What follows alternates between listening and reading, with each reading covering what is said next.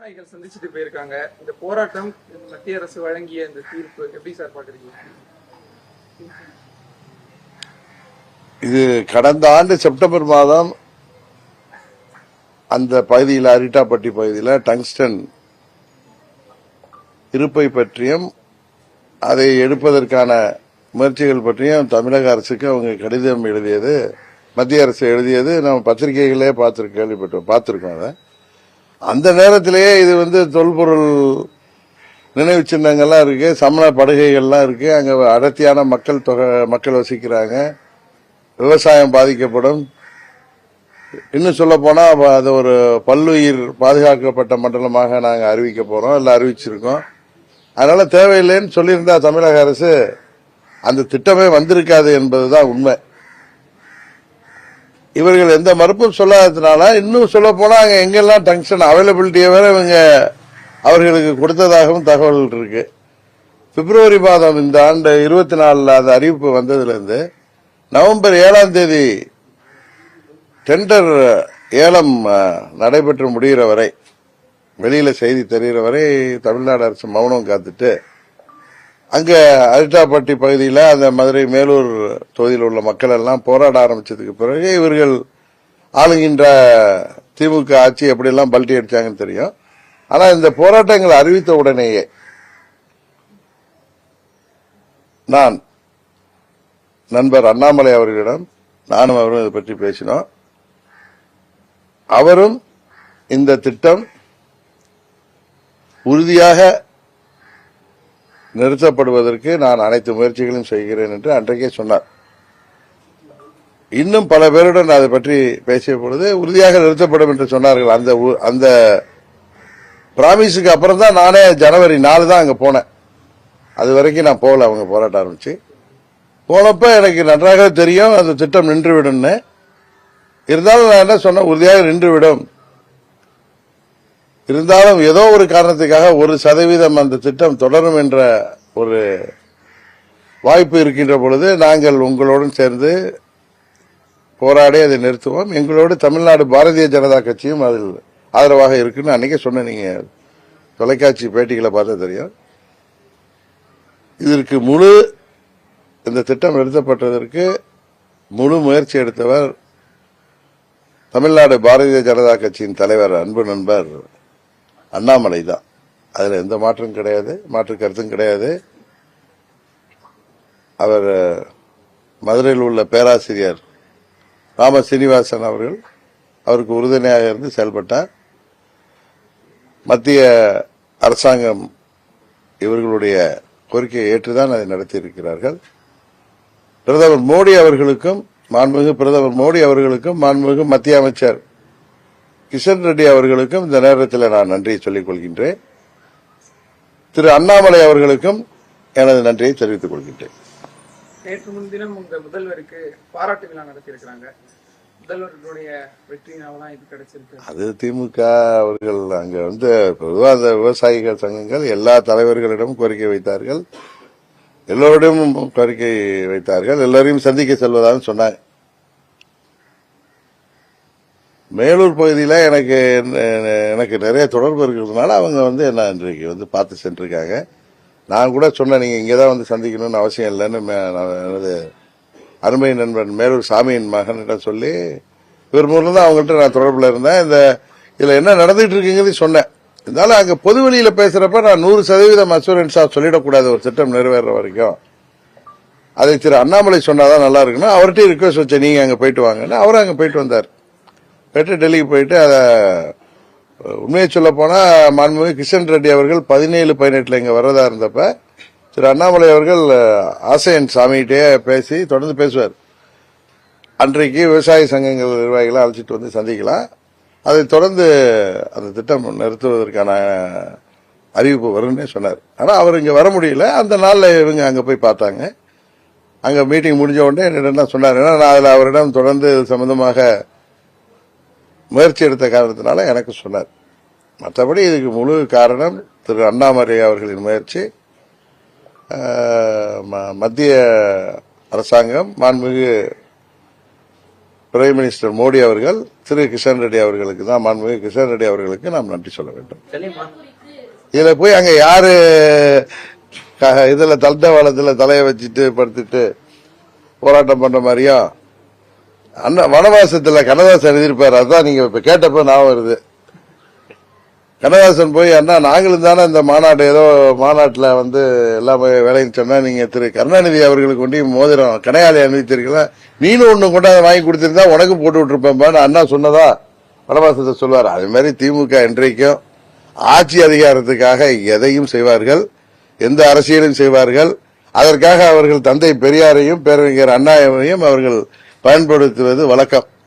இது வனவாசத்துல மறைந்த கண்ணதாசன் அவர்கள் எழுதியது போல அண்ணா அவர்களோட சொல்லப்ப நீனும் ஒரு கடையாளி வாங்கிட்டு வந்தா உனக்கும் போட்டு விட்டுருப்பாப்பான்னு சொன்ன மாதிரி அங்க முந்திக்கிட்டு அண்ணாமலை போயிருக்க முடியும். உண்மையா போனா அண்ணாமலை தான் அங்க முதல்ல போய் அவர்களோட கொண்டாடி இருக்கணும். அத என்டிஏ கூட்டணியை சேர்ந்த கட்சிகள் போயிருக்கணும். மற்ற கட்சிகள் எல்லாம் ஆதரவா இருந்த அனைத்து கட்சியும் போயிருக்கலாம். முதல்வர் முந்தி கொண்டு சென்றது ஒரு முதலமைச்சரின் நடவடிக்கை. இதுதான் திராவிட மாடலா, இதுதான் ஒரு முதலமைச்சர் நடவடிக்கையா என்கிறது உண்மையிலேயே எனக்கு சிரிப்பு தான் வந்துச்சு, வேற ஒண்ணு தெரியல.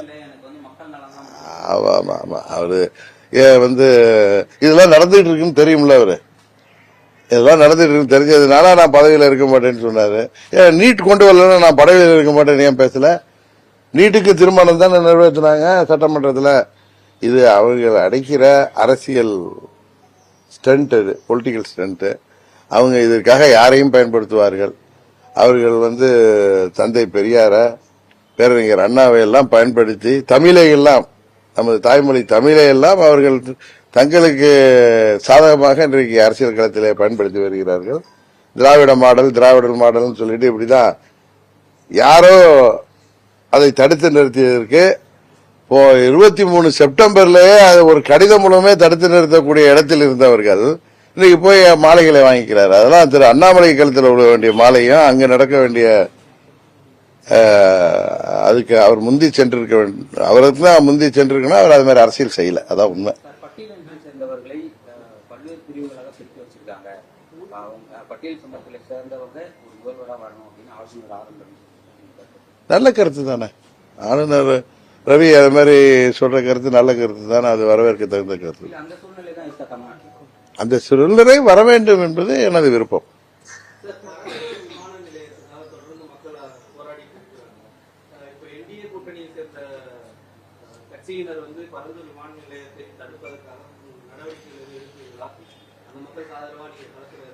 இல்ல அதுல என்டிஏ கூட்டணியில இருந்தாலும் அதுல பாரதிய ஜனதா கட்சி நிலைப்பாடு வேற, எங்களுடைய நிலைப்பாடு வேற.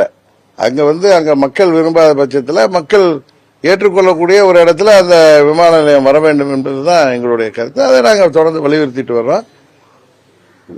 சர்வதேச விமான நிலையம் வர வேண்டும் என்பதில் எந்த மாற்று கருத்தும் இல்லை. அது எங்க வரணுங்கிறத அரசாங்கம், மத்திய மாநில அரசாங்கங்கள் சரியாக செய்ய வேண்டும்.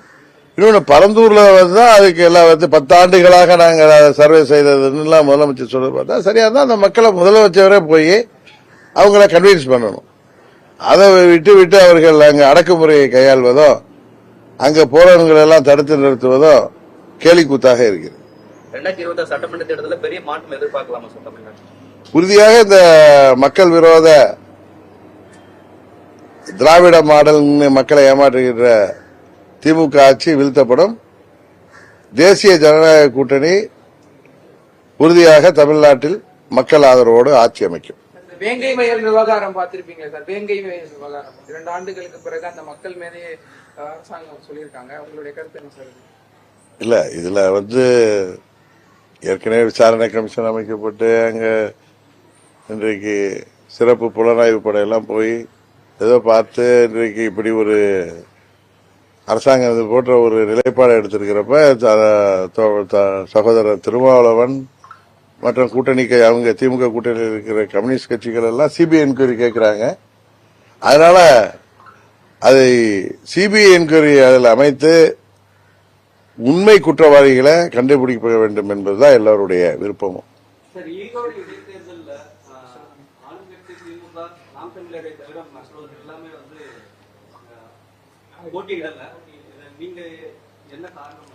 இல்ல, எல்லா போட்டியிடாத கட்சிகள் எல்லாம் சொன்ன காரணங்கள் உங்களுக்கு தெரியும்.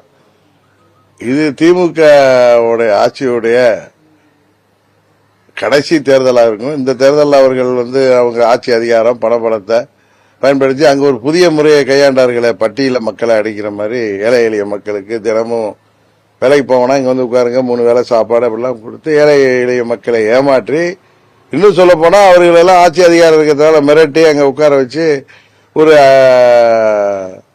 என்ன சொல்வது, ஒரு ஜனநாயக விரோதமான ஒரு தேர்தலை அவர்கள் அங்க எப்படியும் தேர்தல் ஆணையத்தை ஏமாற்றி நடத்துவார்கள். அதனால 26 சட்டமன்ற பொது தேர்தலில் பாத்துக்கலாம். இந்த தேர்தல் முடிவு ஒன்றும் தமிழ்நாட்டின் தலையெழுத்தை 26ல மாற்ற போறது இல்லை. ஏன்னா பல தேர்தல்களை இடைத்தேர்தல்களை பார்த்திருக்கோம். ஏன்னா 21 தேர்தலுக்கு முன்னாடி விக்கிரவாண்டி இடைத்தேர்தல் எப்படி இருந்தது, 21 தேர்தல் அங்க யார் வெற்றி பெற்றார்கள் என்பதெல்லாம் உங்களுக்கு தெரியும். அதனால இது ஒரு பெரிய அரசியல் மாற்றத்தை உருவாக்கக்கூடிய தேர்தலும் அல்ல. இதில் போட்டியிடாததால் எந்த கட்சிக்கும் பின்னடைவு ஏற்படும் என்றும் நான் நினைக்கவில்லை. சட்டம் ஒழுங்கு சந்திச்சிருக்குது. இங்க இன்றைக்கு ஏற்கனவே நாம் கேள்விப்படாத அளவுக்கு பெண்களுக்கு எதிரான குற்றங்கள்,